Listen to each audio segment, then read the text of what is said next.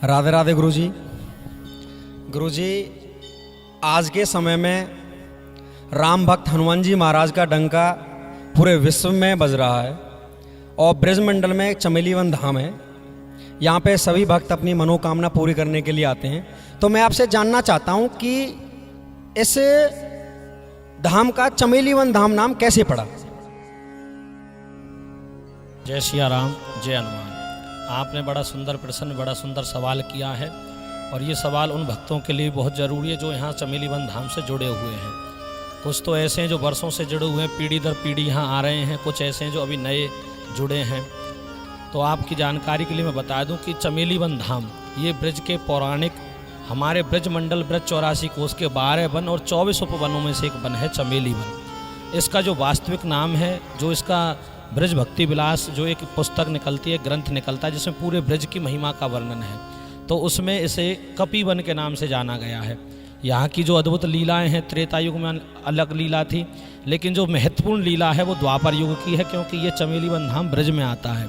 और द्वापर युग की लीला क्या कि यहाँ पर भगवान श्री कृष्ण गौचारण लीला करने आते और माँ यशोदा को यहाँ पर भगवान श्री कृष्ण गौचारण लीला करते करते कपि रूप में दर्शन देते हैं, इसलिए इसका नाम कपि वन पड़ा। और यहाँ पर जगह जगह कदम के वृक्ष और जो एक ब्रज की प्राचीन जो संस्कृति थी वो इस 200 एकड़ के इस वन में आज भी संजोई हुई है। तो यहाँ पर भगवान श्री कृष्ण माँ यशोदा को कपि रूप में दर्शन देते हैं, इसलिए इसका नाम कपि वन पड़ा।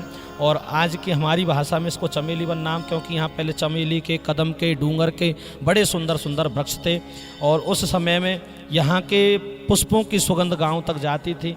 तो हमारे जो भुलवाना ग्राम के लोग हैं उसको डहर के नाम से भी जानते थे, होडल के नगर के लोग भी डहर के नाम से जानते थे।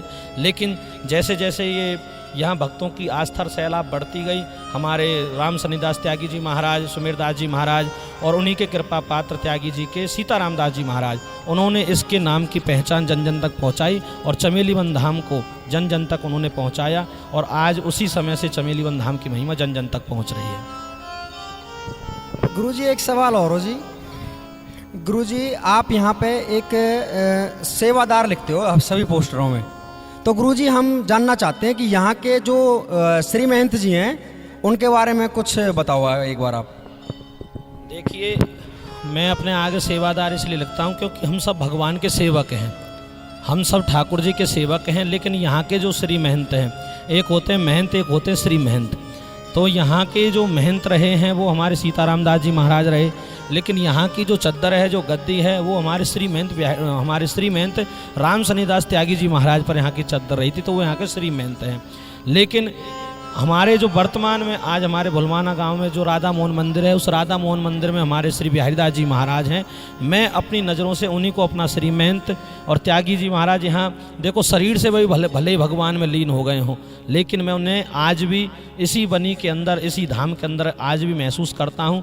तो जब तक मेरी अगर यहाँ सेवा लिखी है तब तक तो मेरी नज़र में श्री महंत हमारे बिहारीदास जी महाराज और राम सन्नीदास त्यागी जी महाराज हैं, और मैं इन दोनों का और हनुमान जी महाराज का सेवक हूँ और सेवक बनकर ही रहना चाहता हूँ।